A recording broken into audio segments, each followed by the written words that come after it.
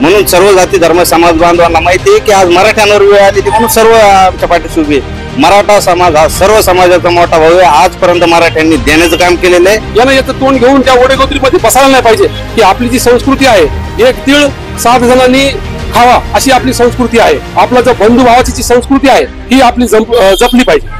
माननीय जरांगे पाटलाच ही जादू आहे. बाकी आम्हाला वेगळं आकर्षण द्या, भानगड घ्या, ह्या मागण्या आमच्या नाहीत, जरांगे पाटलाच्या नाहीत. पुन्हा 15 दिवसाची मागतील, पुन्हा महिन्याची मागतील.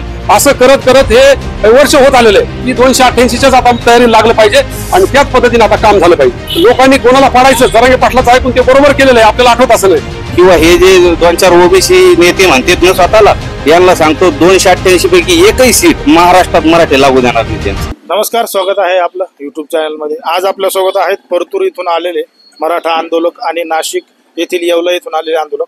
आपण त्यांच्याकडून जाणून घेणार आहोत नेमकं काय सांगाल. मनोज जरांगे पाटील यांना गॅलेक्सी स्कूलमध्ये दाखल करण्यात आलं, कशी प्रकृती त्यांची. आपल्या सर्वांना माहीतच आहे की गेल्या काही दिवसापासून जी शुद्धीपत्रक शासनानं काढलं होतं आणि त्याची अंमलबजावणी केली नव्हती, म्हणून जरांगे पाटलांना पुन्हा आमरण उपोषणाला बसावं लागलं आणि म्हणून त्यांची तब्येत ही जी खूप ढासळली होती, म्हणून आज ते ह्या दवाखान्यामध्ये ॲडमिट आहेत. आणि ही जी परिस्थिती निर्माण झालेली आहे ही केवळ आणि केवळ हा जो समाज आपल्याला जो मराठा समाज जो आरक्षण मागतोय, ह्या आरक्षणाला हे जे विरोध करणारे जे लोक आहेत यांच्यामुळं ही परिस्थिती निर्माण झालेली आहे. वास्तविक पाहता मराठा समाज हा ओबीसी मध्ये आहे, प्रमाणपत्र मिळत आहेत, परंतु बाकीचे जे सगळे सोयऱ्याची जी अंमलबजावणी करायची ती राहिलेली आहे. या निमित्तानं मी ह्या विरोध करणाऱ्या लोकांना असं सांगू इच्छितो की आपली जी संस्कृती आहे एक तीळ 7 जणांनी खावा अशी आपली संस्कृती आहे. आणि आपल्याजवळ जर अर्धी भाकर असेल तर अर्ध्या भाकरीतली अर्धी भाकर त्याच्यातली थोडी भाकर दुसऱ्याला द्यावी अशी आपली संस्कृती आहे. आणि घटना सुद्धा तेच समानता सांगते. आणि म्हणून या लोकांनी आता हा विरोध करणं सोडून द्यायला पाहिजे आणि आपला जो बंधुभावाची जी संस्कृती आहे ही आपली जपली पाहिजे. मागच्या 10 महिन्यापासून जरांगे पाटलाचं उपोषण चालू आहे. पुन्हा एकदा सरकारने 1 महिन्याचा टाइम घेतला. ही एखाद्या वेळेस पुन्हा एकदा भूलथाप असू शकते, कारण ह्या गेल्या निवडणुकीमध्ये ह्या सरकारला सपाटून मार खावा लागलेला आहे आणि खूप त्यांचं मतदानाचं जे प्रमाण आहे ते खूप घसरलेलं आहे. आणि तो झटका जरांगे पाटलाच्या या मराठाच्या या आंदोलनामुळे त्यांना बसलेला आहे. अगोदरही ते करू शकले असते, अगोदरही हे सर्व आमदार ही मागणी करू शकले असते, परंतु नाही. गोरगरिबाकडे लक्ष न देण्याचा हा त्यांचा स्वभाव आहे. आणि म्हणून जरी ते आता कालपासून कामाला लागले असले तरी सुद्धा याच्यामध्ये पुन्हा धोका होऊ शकतो. म्हणून आता यांच्यावर भरोसा सहसा ठेवता येणार नाही. आणि म्हणून आता पुन्हा समाजानं आणि जरांगे पाटलांनी सुद्धा याच्यामध्ये जागृतपणे भाग घ्यायचा आणि असं ठरवलेलं आहे. लक्ष्मण हाके म्हणतायत की जरांगे पाटलांचा कुठलाही फॅक्टर या निवडणुकीमध्ये दिसला नाही. ह्या माणसाची ओळख नाही, महाराष्ट्रात ओळख नाही, कुठंच माहिती नाही. राजकीय त्याचं व्यक्तिमत्व नाही आणि त्याला काही कळत नाही, राजकारणाचं कळत नाही. एवढा मोठा जरांगे फॅक्टर असताना सर्व माध्यम, सर्व वर्तमानपत्र, सोशल मीडिया ह्याच्यामधून फक्त जरांगे पाटील आणि जरांगे पाटील, माननीय जरांगे पाटलाच ही जादू आहे. आणि मराठा समाजाची ही जे आंदोलनाचं जे फलित आहे हे त्याच्यामुळेच झालेलं आहे.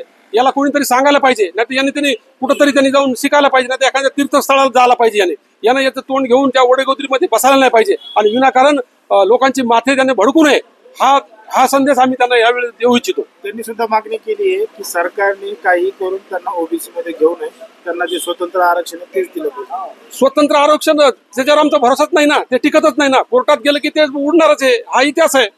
परंतु आम्ही जे त्या ओबीसी मध्ये आहोत, मराठा आरक्षण त्याच्यातून आम्हाला जे मिळणार आहे तेच प्रमाणपत्र जर आम्हाला लागू केलं, हैदराबादचं गॅजेट आम्हाला लागू केलं आणि ते सगळे सोयऱ्याची अंमलबजावणी केली की आमचा प्रश्न मिटतोय, एवढाच विषय आहे.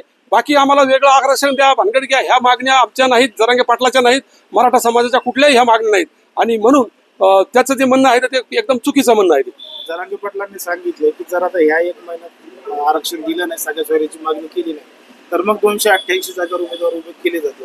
करायलाच पाहिजे. जरांगे पाटलांनी आता त्यांच्याकडे कुठलंही लक्ष नाही द्यायला पाहिजे, कारण ते भूलथापा होऊ शकतात, पुन्हा एकदा फसू शकतात. आणि आता महिन्याची मुदत मागितली, पुन्हा 15 दिवसाची मागतील, पुन्हा महिन्याची मागतील. असं करत करत हे वर्ष होत आलेलं आहे. हे सर्व उभ्या महाराष्ट्रानं, उभ्या देशानं पाहिलेलं आहे आणि याच्यामध्ये धोका 100% होणार आहे. म्हणून आता जरांगे पाटलाला आणि सर्वांना समाजाची अशी मानसिकता झालेली आहे की 288च्याच आता तयारी लागलं पाहिजे आणि त्याच पद्धतीने आता काम झालं पाहिजे. जर 288 जागा लढवल्या तर सरकारी बिलकुलच येणार आहे ना, 100% येणार आहे. दबाव गट तयार झालेला आहे. 200+ आमदार आमचे येतील, मराठा समाजाचे येतील आणि जरांगे पाटलांनी डोळे झाकून निर्णय घ्यायला पाहिजे. आणि हे येणारच आहे, शासन हे आता पालतच पडणार आहे. त्यांचं कुठल्याही जागा नाही. विरोधी पक्षाचं जे बी आहे तर त्यांचा बी इतिहास तोच आहे. त्यांना सुद्धा लोक यावेळेस मतदान करणार नाहीत. आणि मागच्या निवडणुकीमध्ये लोकांनी कोणाला पाडायचं जरांगे पाटलाचं ऐकून ते बरोबर केलेलं आहे. आपल्याला आठवत असं नाही, सगळ्यांना त्यांनी धूळ चाललेली आहे. काय सांगा, लक्ष्मण हाके वडीगोद्री या ठिकाणी बसलं बसले. ते म्हणतात की या निवडणुकीमध्ये लोकसभेच्या जरांगे फॅक्टर काही चालणार नाही. जे दुसऱ्या राज्यामध्ये झालं तेच महाराष्ट्रामध्ये झालं. जरांगे फॅक्टर चालला नसता तर जे बसलेले तुम्ही ज्यांचं नाव घेतलं तर त्यांना 5,000 मतदान पडले नसते. म्हणजे तिथं मराठ्यांनी कसे मराठाच नाही, दलित, मुस्लिम, बंजारा म्हणजे सर्व 18 पगड जातीचे 12 बलुतेदार लोक आणि ओबीसीचे लोक, म्हणजे त्यांच्या त्यांचा जो गैरसमज आपण ओबीसी नेते तर ते लोकांनाही एक शिक्का मनोज जरांगे पाटील यांचं ऐकलेलं आहे. मराठा समाज हा सर्व समाजाचा मोठा भाऊ आहे. आजपर्यंत मराठ्यांनी देण्याचं काम केलेलं आहे. म्हणून सर्व जाती धर्म समाज बांधवांना माहिती आहे की आज मराठ्यांवर वेळ आलेली, म्हणून सर्व आमच्या पाठीशी उभे. ते 3 दिवस का आज 4था दिवस असं मी ऐकलं, आज 4था दिवस आहे. मनोज जरांगे पाटील यांनी 17 दिवस आमरण उपोषण केलेलं आहे. त्यांनी 17 दिवस जसं मनोज जरांगे पाटलांनी उपोषण केलं तसं त्या व्यक्तीने 17 दिवस उपोषण करून दाखवावं तर आम्ही मानू शकतो. 17 म्हणजे 18, कारण एक पहिला रेकॉर्ड अण्णा हजारेंचा होता, तो रेकॉर्ड मनोज जरांगे पाटलांनी तोडला. आता यांना जर तोडायचा असेल तर यांनी 18 दिवस प्लस यांनी याला बसावा. आणि मी या माध्यमातून सांगू इच्छितो, ते इतक्या खालच्या पातळीला मनोज जरांगे पाटील यांच्यावर बोलते, पण मराठा समाज अजून तीव्र पद्धतीने मनोज जरांगे पाटील यांच्या पाठीशी उभा आहे. तुम्हाला जर हलक्यात घेतलं ना तुम्ही, आता तुम्हाला लक्षात येईल. तुम्ही जर म्हणताना की मराठ्यांचा काही प्रभाव झाला नाही, 288 पैकी या सरकारनं जर 13 जुलैपर्यंत आरक्षण दिलं नाही, मनोज जरांगे पाटलांनी सरकारला 13 जुलैचं अल्टिमेटम दिलेलं आहे. 14 जुलैपासून आम्ही आमचं विधानसभेचं काम चालू करू. 288 पैकी मग हे सरकारी पक्ष असो, सध्या विरोधी पक्ष असो, किंवा हे जे 2-4 ओबीसी नेते म्हणतात ना स्वतःला, यांना सांगतो 288 पैकी एकही सीट महाराष्ट्रात मराठी लागू देणार नाही त्यांचं.